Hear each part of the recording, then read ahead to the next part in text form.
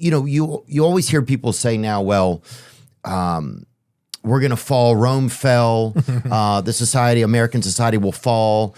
Yes. What comparisons do you see between the two, or is there any like footprints in the sand that you can follow to see a path, to see like a story arc of how societies fall? Are we parallel enough to Rome to even have the same trajectory as them? What do you think about some of that? There is, I mean, like, it's like both simultaneously, right? Mm-hmm. Because on the one hand, all civilizations and all societies are unique unto themselves. And it's not the case that we just are reliving some thing over and over again, that there actually is like a cycle to these things that is objectively true. And we're just sort of bit players in a historical force that's beyond our control. But also we are humans who have come together, and humans are often behave in very similar ways and respond to certain things in very similar ways. And yeah, I mean, Rome is a huge civilization that we see the entire course of it from its founding to its growth, to its peak, to its decline, to its fall. Was it even a fall? Was it merely a transformation? It's probably just a transformation. Calling it a fall is probably too dramatic. And of course, the Eastern Empire is going to keep going for another 1,000 years. And like, is America going to fall the way that Rome did? Well, number one, the United States of America is going to go away eventually. There's no timeline that you can extend out far enough that does not involve the United States eventually disappearing from the face of the earth. That's just what's going to happen. Really? What makes you say that? Well, we're not going to last for 10,000 years. We're not going to last for 1,000,000 years. The United States will eventually not be a thing anymore. I'm not saying it's going to happen 20 years from now or 100 years from now. 1,000,000 years from now, are we here? No. Dang, No, boy. No, of course not. Of course we're not here. What's going to happen? So live it up. Yeah, live it up, because we're not going to be here in 1,000,000 years. So you may as well get your kicks in now. Yeah. Ooh, the red, white, and blue. Exactly. Yeah. And so, but like we talked about at the very beginning, our society is rooted in Roman history. And a lot of the things that stamps our political, our economic, our legal, and social culture, comes from Rome, comes from the Roman experience. And so it's not outside, I don't think it's out of bounds to say there's probably going to be some similarities into how these things progress, how great empires rise and fall. We've seen this happen before. So where are we in the Roman timeline, right? Are we at the end? Are the barbarians at the gate? Is America about to fall? I certainly don't think so. That's not my opinion at all. I don't think we're anywhere close to the end of this. And I certainly don't think that poor people coming from Guatemala or El Salvador are literally the Goths, which is, how they're often portrayed in media. They're like, the Roman Empire fell because of immigration. Now the Roman Empire, number one, didn't really fall because of immigration. And number two, trying to make the Huns or the Goths analogous to the kinds of people who are moving to the United States today is wildly, it's insanely inaccurate. Yeah, I don't know if I ever would think that the problem is at the everyday man level. Mm-hmm. To me, the problem is at the top. The problem is in that upper aura. You know, I think that we've started to fall apart of having a purpose and feel a connection to our country. Mm-hmm. And I don't know why. I mean, there's a ton of different reasons for that. And there could be different reasons for people that have even different political beliefs or different ideologies.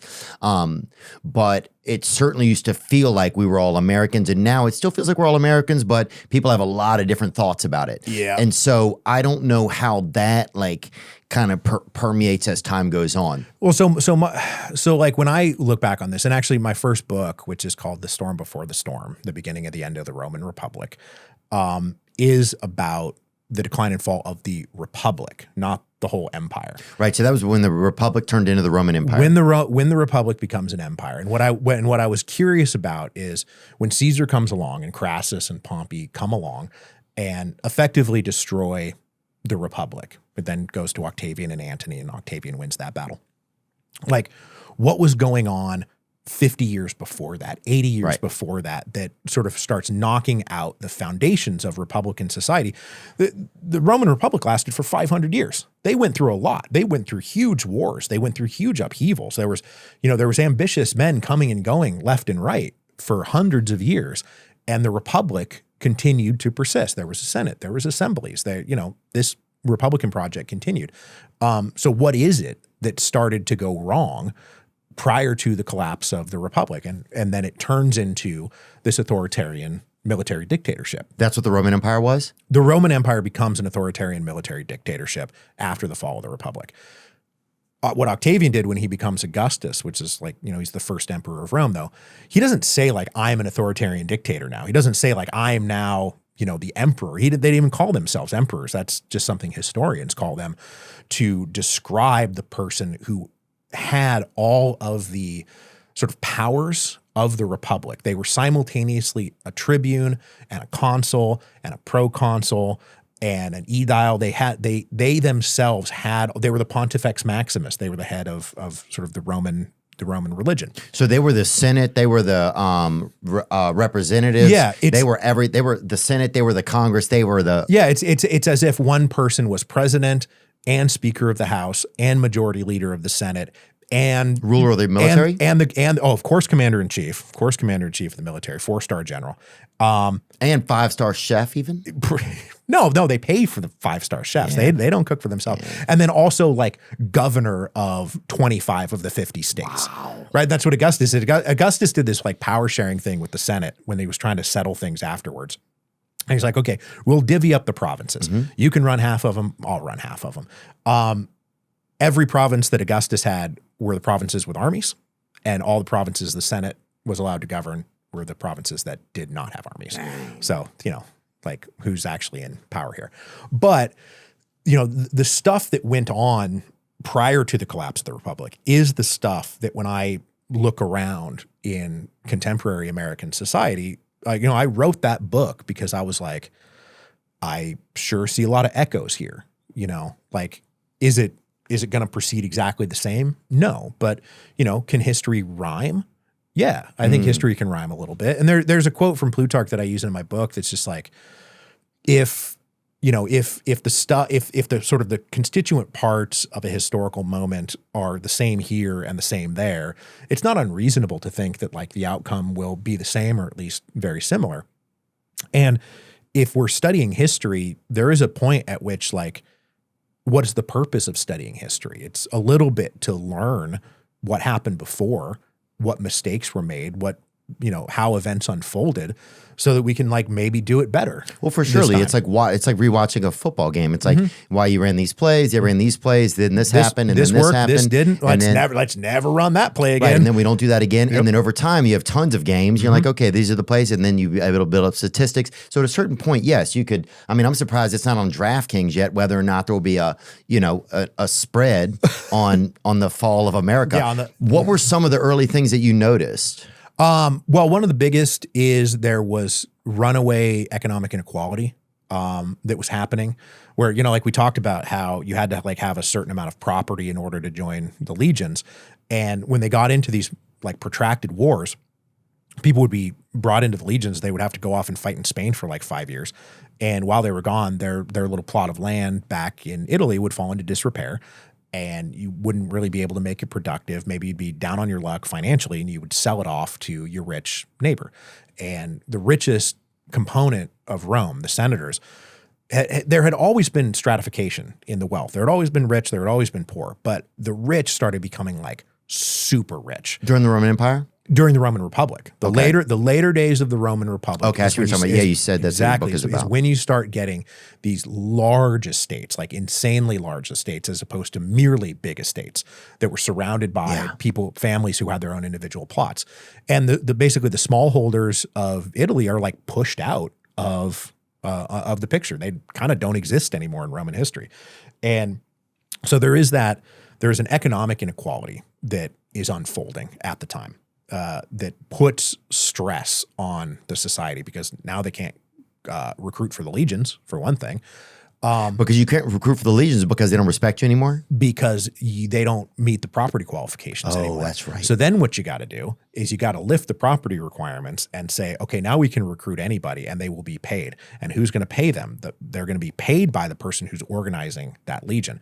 Where's that money going to come from? It's probably going to come from them conquering something or defeating something and getting the spoils of war. So now we're going off and we are conquering things not just for political reasons, but also to sort of enrich the army. And then this is where you get personalist armies, where the legions aren't fighting for Rome, they are fighting for themselves. Caesar, for Marius, for Sulla. I'm here to fight for Sulla. That's who I'm fighting for.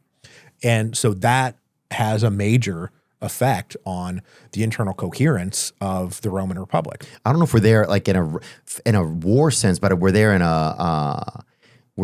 in a capitalistic sense, it feels like. Yeah. And I mean, one of the things that gives me some hope is that one of the things that Augustus did during his settlements to kind of, because the Romans lived through like a 50-year period of nonstop civil war. And one of the things that Augustus did accomplish was like ending those civil wars. And one of the things that he did was he regularized the pay of the legions. He put out these mints. You were paid by the central state. You were no longer getting your money from your local commander. You were getting it from the central state. So like a UBI kind of. Mm-hmm. Well, and it's basically like what we have in the military today. And one of the reasons we don't have to worry about the Army or the Navy or the Marines like hauling off and following some general or some political leader as opposed to like sticking to the Constitution is because their paycheck is coming from the centralized political authority, not from somebody else. And so dismantling that, creating private armies of mercenaries, like that's when it starts to get a little sticky. And I don't think they would even let you do that in America. Well, I mean, you know, like there's the Eric Princes of the world, like right? Things could happen. Yeah, but it's definitely not at the scale that where it's popularly known. Yeah, and then there's this other sort of That's thing. a good point. I'm sure there are people. There's very wealthy people that have their own small militaries. Definitely. But nothing that can take the 82nd Airborne. Right. Right. Exactly. And that's the thing is you would have armies that could take the 82nd Airborne. And then, you know, to tie it later to like the immigration issue, the reason why the Goths and the Huns were such a powerful force in smashing the empire is because they could take the 82nd Airborne. They were strong enough and big enough and well armed enough.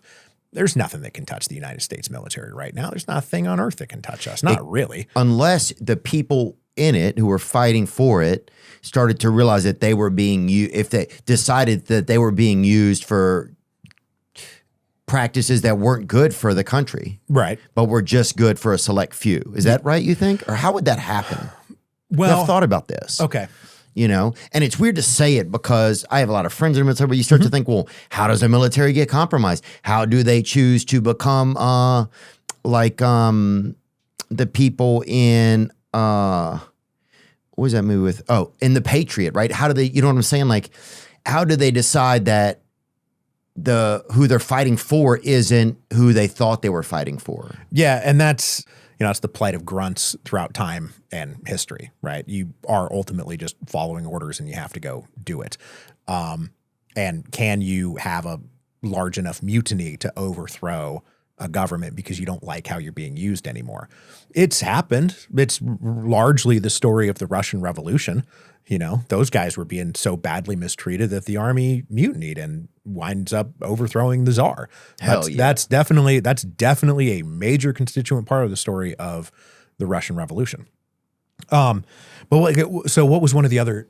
There is this sort of overarching notion that the Romans themselves often pointed to is that they had been engaged in this long struggle with Carthage as this great rival in the Western Mediterranean. This is where the war against Hannibal comes. This is a series of wars against Carthage where Rome and Carthage are kind of equal going into it. And whoever wins this war is going to be the dominant power in the Western Mediterranean and then ultimately like the entire Mediterranean. So who wins this war is really important. And the Romans win the war. After 100 years, 130 years is how long these things go on. There was, but between the first battle and the last battle, I think it's like 100. It's 3 generations. Yeah, I think it's 4 generations. Maybe it's like 110 years. I don't want to exaggerate. But once the Romans sort of lose that great unifying enemy, you start getting political rivalries inside the senatorial class breaking out beyond the bounds of what used to be acceptable practices. There used to be a really strong elite consensus, and they did stick together at all times. And there were things that you didn't do or wouldn't do, even if you lost a consulship and you were pissed about it because I hate that family over there. Like, you did not break the code of conduct. You didn't break the code of conduct. You didn't go get an army and then like overthrow that person because you're pissed off that you lost an election. You just simply wasn't done. After the Punic Wars are over, this is when this is when it starts happening. You know, it's like the internal cohesion of the elite ruling class breaks down, and then they start seeing their own political ambitions as something that don't really need to have a check, because I'm not worried about being defeated. We're not worried about being defeated by some foreign enemy.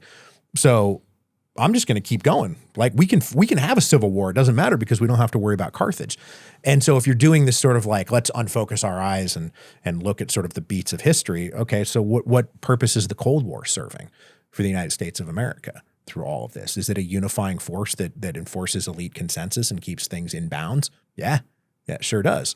And when we lose the communists as a unifying force that keeps the political class together, is that when we start seeing, as early as the 90s, great frayings in that fabric, and people being willing to do things that are way outside the bounds of what would have even been considered possible 10 years earlier, 20 years earlier, because we don't have to worry about the communists anymore. We won, everything is great from here. And kind of ever since then, there's been vague attempts to like, who's going to be the new enemy that unifies us. And nothing has really done it the way that the Cold War did. No. Terror, like, it was terrorists for a while, but that never really did it. People try to demonize China and try to turn them into something, but it doesn't take the same way because it's not really the same thing. So, you lose that external threat, and now you start having the political ruling class being willing to turn on each other. And yeah, the political environment right now is absolutely toxic. Oh, it's bonkers. Absolutely toxic. Yeah. And it's because people, I don't think, are afraid of the consequences of pushing things all the way to civil war. Yeah. I think some people, you start to feel like what I say doesn't matter, what I feel doesn't matter. I don't even know if my vote counts because we don't even know if they're being tabulated fairly or not. I mean, you just don't know, and there's so much misinformation you don't know. There's never been such wealth in the power of such few. And you start to feel like, we talk all the time on here about, we just had Mike Rowe on, and we were talking about having purpose, like having a job, what it means to you to have a job and to do something and to make something and to be a part of something. And once you don't have a purpose anymore, you'll kind of you'll find anything. You'll find a purpose. Yep. It just sometimes can be kind of on the darker side of things. But I think in the end, it's for some sort of form of self-preservation. So I don't know what that looks like. I wonder if there would be a civil war. Where do we meet up if there is? That's my big question. Where do we meet up? Like you and me? Oh man, where's a good place to meet up? I think Denver? Okay, should we go to the Rockies? Here's the thing. You already said you got to get a place with some mountain. You got to get some elevation. Yeah, absolutely true. I just don't want it to come that day and it hits, say it hits on a Thursday night and you've already had a long week and you're like, fuck. Yep. Because you had the weekend off or whatever, but now you have to do Civil War or whatever. And then you're like, where do I go? I do not want that because you're not going to be able to text and find out. If it comes, it'll be a huge mess. And civil wars are like the worst, just the worst thing. They're just the worst thing. Oh, yeah. Even if nobody wants to do, even if they're fought for a good reason, right? Like, you're only destroying yourself. You're only destroying your own infrastructure. It's on your own front yard a lot of times. Yeah, the English Civil Wars, which happened, this like Cromwell era, like Stuart England. They called those civil wars a war without an enemy, because that's a lot of what it is. And so we should definitely try to avoid civil war. But also there are things that, if things get pushed too far, and we're allowed to have values, we're allowed to care about things. And if literally every single thing that you believe in has to be sacrificed to avoid a civil war, right? Like, everything I believe in will no longer exist, but at least we won't have a civil war. Is that civil war worse than fighting for the things that you believe in? I think at a certain point you choose to fight, I feel like. I think so too. You know, I really believe that. Yeah. And I'm saying that as somebody who, like, I've studied civil wars. I don't want any part of a civil war. And I don't like people who play fast and loose with talking about civil wars. No, I don't agree, like man. people who romanticize it. I don't like people who talk about it because it is an awful, awful, awful thing. Sometimes though, Yeah, well, it's just it's a thought of like, well, how did that happen, right? Because I'm sure if you'd asked people 100 years earlier, that would never happen, right? And how do you get to things like that? And then, I don't want to not have some place to meet up. I do not want to not have dinner. And look, we'll do Milwaukee, dude, if we want to have two places to meet up, because I got some property out in rural Wisconsin. Okay, but just going to Denver is far though for everybody. Yeah. So you don't want people having to go to freaking, trying to think of one other spot.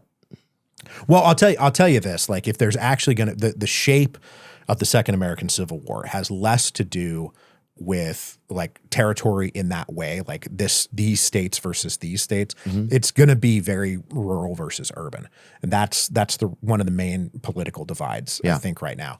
And so cities are one thing and sort of the surrounding environs are a different thing. And that will be the shape of things.